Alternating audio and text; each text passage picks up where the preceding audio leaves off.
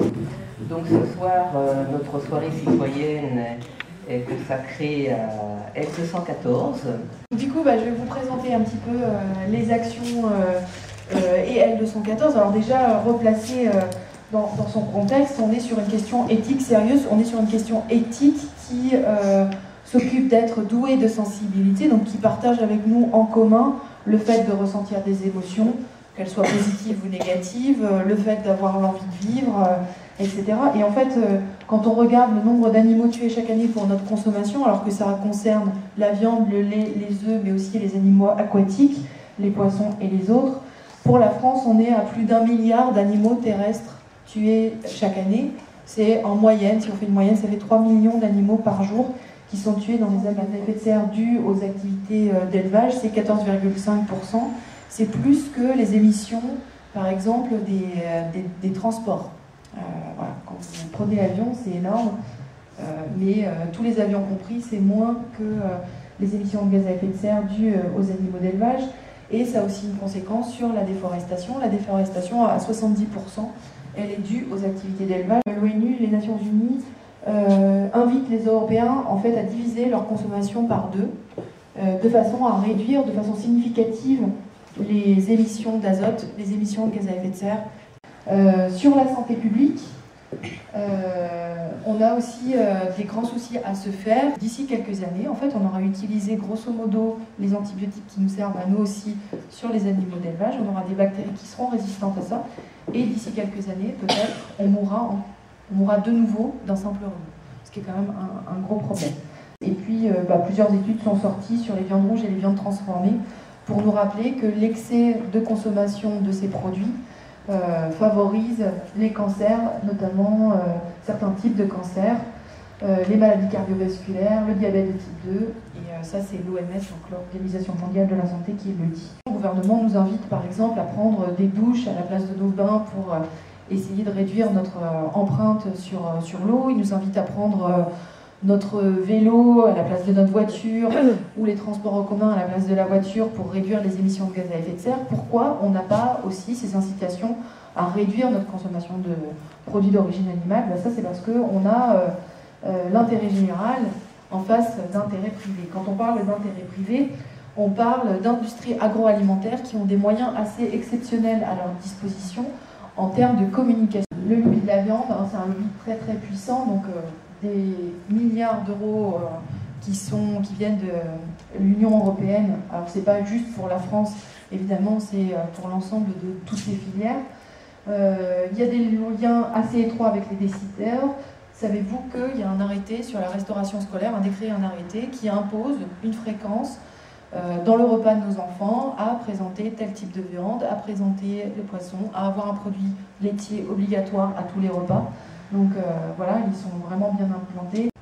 C'est un sujet à esquiver pour les professionnels de la viande, la question du bien-être animal, la question de consommer des animaux ou pas. Et ce qu'ils essayent de faire, c'est d'essayer de parler de viande, mais pas de parler d'animaux. Parce qu'à partir du moment où on fait le lien entre la viande et les animaux, souvent ça nous ouvre un petit peu moins l'appétit.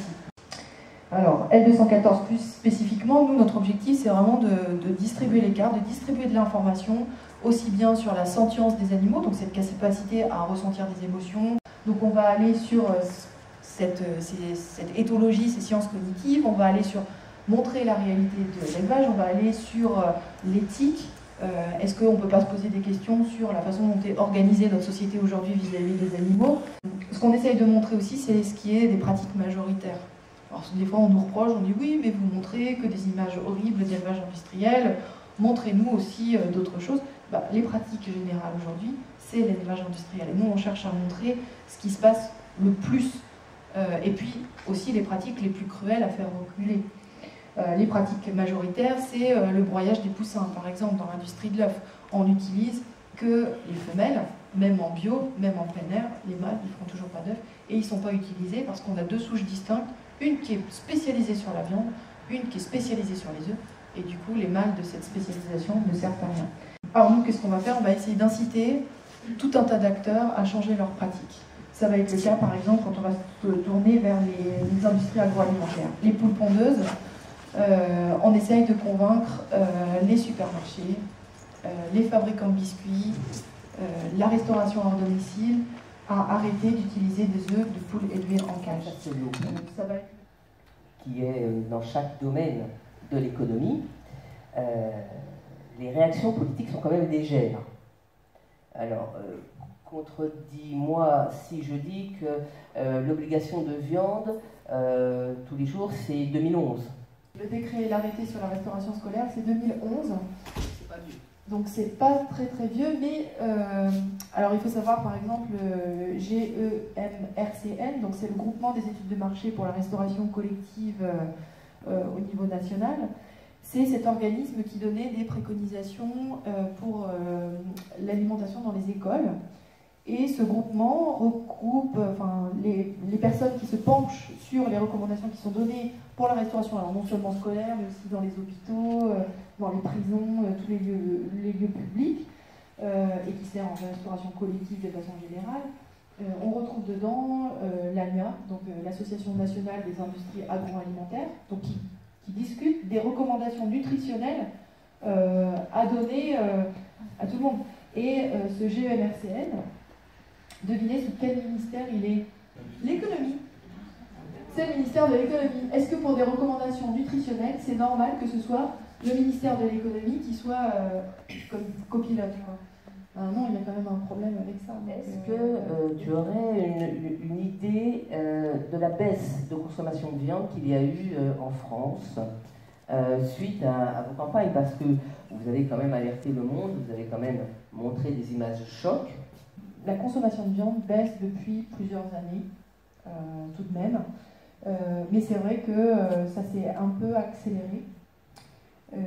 Et les derniers chiffres, alors j'ai plus tout en tête exactement, mais je crois que c'était 8,9% de baisse sur la viande de porc, c'est 13,5% sur la viande d'agneau, c'est moins 1,6% sur la viande de volaille sur le dernier bulletin de culture viande.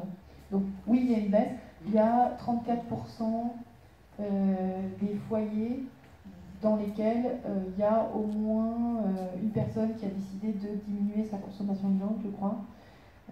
Et donc on considère aussi à un tiers à peu près de la population française comme étant flexitarienne, c'est-à-dire qui a consciemment réduit sa consommation de viande et de produits d'origine animale. Pas manger équilibré. Des protéines, parce qu'on se dit tout le temps qu'il faut des protéines. Et quand on est végétarien, alors moi j'y suis pas, j'essaye de faire des efforts, enfin, je mange végétarien quand je vais chez Catherine, mais j'essaye effectivement, parce que je suis quand même consciente de la cause animale, mais ce qui me freine, c'est à chaque fois de me dire, mais est-ce que j'ai mangé les protéines qu'il fallait Quand on mange de la viande, on ne se pose jamais les questions de nutrition. C'est-à-dire qu'on mange et on ne se pose pas la question, on se dit, c'est bon, j'ai tout ce qu'il faut, de toute façon, etc. Et en fait, on est en excès de protéines. On est à, je ne sais plus combien, 130%, je crois, d'abord en protéines. On en a trop, alors je parle en France, hein, enfin en tout cas. Quand on est végétarien, on en a trop aussi. On mange trop de protéines aussi. Et vegan aussi. En fait, dans nos pays, ici, on consomme beaucoup trop de protéines par rapport à la dépense qu'on a. Mais après, la question que vous posez, elle est vraie. C'est-à-dire qu'on est complètement désarçonné quand on a l'habitude de faire notre repas autour de la viande, du poisson ou des œufs, et qu'on ne met pas ces trois ingrédients, on se dit, on risque d'en manquer. Alors, on a le site Vegan Pratique, qui justement présente de façon assez succincte, il y a des fiches synthétiques pour dire où trouver les protéines. On a une fiche exprès là-dessus, où trouver les protéines, et on se rend compte qu'en mangeant céréales et légumineuses, grosso modo, on a fait il faut manger à sa faim. Et en fait, normalement, si vous mangez à votre faim, vous avez toutes les protéines, ce ne sera pas là votre problème par rapport à ça. On parlait tout à l'heure, en effet, de la restauration scolaire. J'en arrive là, puisque dans ma ville à côté, Bagnolet, des parents se sont mobilisés pour qu'il y ait un repas végétarien une fois dans la semaine. Et c'est le seul repas qu'ils ont à la cantine, et en plus, si on leur enlève la viande. Donc ça fait des discussions entre des parents. Effectivement, il y a encore cette croyance fortement ancrée que si on ne mange pas de viande, on n'a pas mangé. Et du coup, il y a cette inquiétude par rapport aux enfants de dire, oui, effectivement, à la cantine, c'est son seul vrai repas. Et du coup, on veut un repas grosso modo standard. Sauf que manger végétarien, c'est pas manger sans viande. C'est vraiment manger végétarien ou vegan, c'est avoir un repas équilibré, corroboratif, etc. Et ça, c'est vrai que les mentalités, elles sont difficiles à faire évoluer sur cette question-là. C'est un vrai repas. On mange à notre faim et... Déjà, peut-être une politique à mener, c'est déjà contre le gaspillage. Moi, je vois la restauration collective au niveau enseignement, je le vois au niveau maison de retraite. Il faut savoir aussi qu'il y a des intérêts agroalimentaires qui n'ont pas du tout envie qu'on lutte contre le gaspillage, parce que quand les choses partent à la poubelle, elles ont été payées, et il y a quand même une marge de profit sur ce qui est à la poubelle. Lutter contre le gaspillage, on l'a noté nous sur viande.info, qui est un site internet justement où ça revient sur toutes les conséquences environnementales, santé publique, l'argent du contribuable, etc. Donc le gaspillage est identifié comme une des pistes pour essayer de réduire, parce que le gaspillage, c'est aussi des animaux qui ont été tués et qui terminent à la poubelle. Enfin voilà, il y a aussi cette dimension-là, plus, voilà, c'est un problème beaucoup plus vaste que simplement la question animale. Je crois qu'il y a, c'était déjà des vieux romans de science-fiction, des possibilités à partir tout simplement de cellules de sang ou de cellules animales de reconstituer.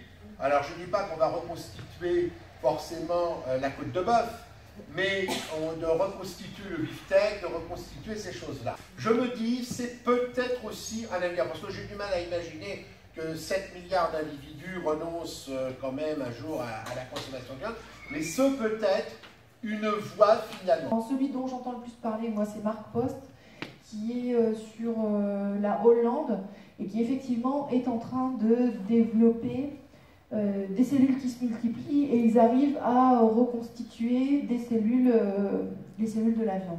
Alors pour l'instant, ils arrivent à faire un burger, donc plutôt une espèce de viande hachée. Il y a peut-être beaucoup de gens qui ne sont pas prêts à renoncer à manger de la viande, mais alors justement, le jour où ils auront le choix entre de la viande